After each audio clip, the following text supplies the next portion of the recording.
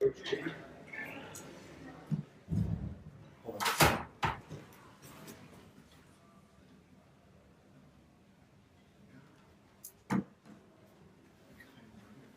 too late now.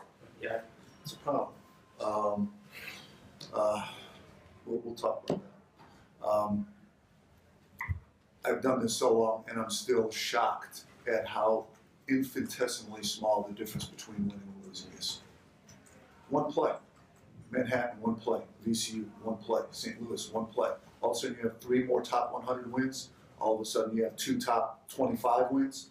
All of a sudden, you're 15-8 and 6-3 in one of the best leagues in the country, and you're right where you want to be. 3 plays. And trust me, we haven't done what we wanted to this year. But if you objectively look at the margin, it's 3 plays. Last year, we were 7-1 in games like this. Now we're 0-3. The difference is shockingly small. Any questions? But our guys played hard. I have no problem with our effort, but I do have a problem, and I have no problem with any individual. I just have a problem that whether it's St. Louis or VCU or Manhattan, that they willed a way to find one more play in them than we did. And that's, again, that's on all of us collectively, because one play changes everything. Those all 3 are 1-play games. 1 play out of hundreds. Jet really came on in the last 10 minutes of the second half. But why is he such a hard runner? He's super strong. If he doesn't have a career, and this is no exaggeration, if he doesn't have a career in the NBA, I think he could in the NFL if his 40 time is good enough. And I'm not joking about that. His strength and his mental toughness and his physicality is at the highest level you could find on a basketball court. He's strong physically, strong mentally, and he's going to go to the basket, and he does it against everybody.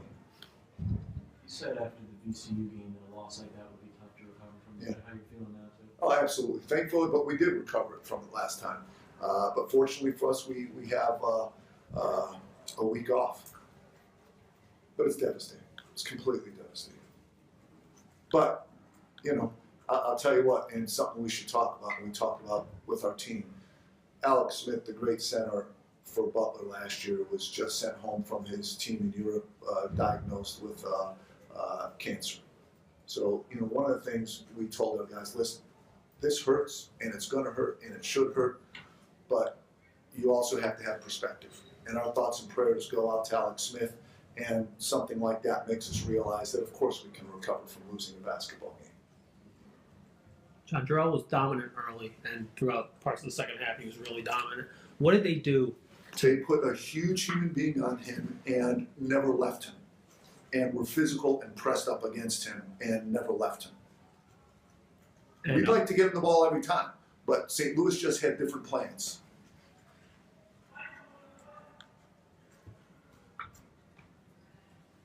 if you look at their, you got 21 from Wright and 15 and 14 from Zach and Dern, and the other guys were kind of struggling at 6 and 3 and 2s. Do you have to try to get more guys involved, or is it just hitting shots? You can't say, I want you to score 10 points today, and I want you to shoot next time, and we'll try to get you 5, 6 shots this game. It doesn't work that way. The defense dictates what happens. And of course you try to counter that, but that's basketball.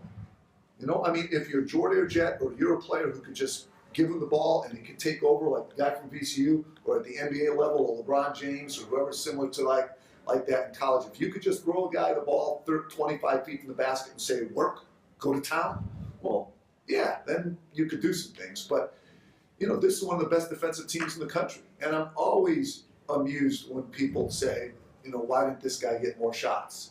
Well, they put a great defender on him, and they tell him, leave this guy. Don't let him get it. They're running stack 3. They're going to curl around. We're calling out our plays. They're calling it out. And they're pressing around. And we covered all their plays. We just couldn't guard Jordan or Jet off the dribble, give him the ball 25 feet from the basket, and say, go to work. That's the play that worked for them. That's the sophistication of what they did. Go to work, number 5. What makes their defense? I mean, Great they're seniors. Great I guess question. they know the system. Great question. And you know what? We actually had success against them. We shot a higher percentage than what they normally give up. We went to the line as much as them. We didn't have many turnovers. It was a heck of a game. They do everything well. I mean, that is an elite defensive team.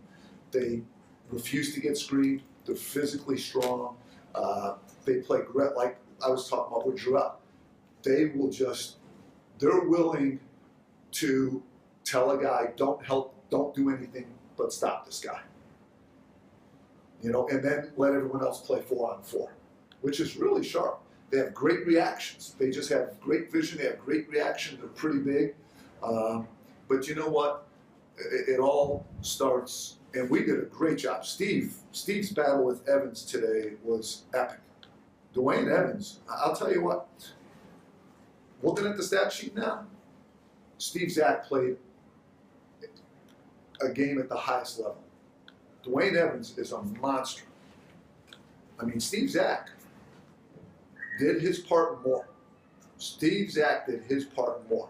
The reason I bring up Evans again is I think if you took, okay, say you can't vote for your own team and you got to pick the most mentally strong, physically tough guard in the league. Most people would pick Jordan Jett. If you can't vote for your own team and people ask you, pick the most mentally strong, physically strongest frontline player in the league, they pick Dwayne Evans. But the thing is, guys like that set the bar so high for other people, and they feed off those guys. Like they fed off of Jordan Jett today, and Steve did a heck of a job. The reason we had a chance to win is Steve really neutralized a very high-level player. Anything else? Next question. Thanks, guys.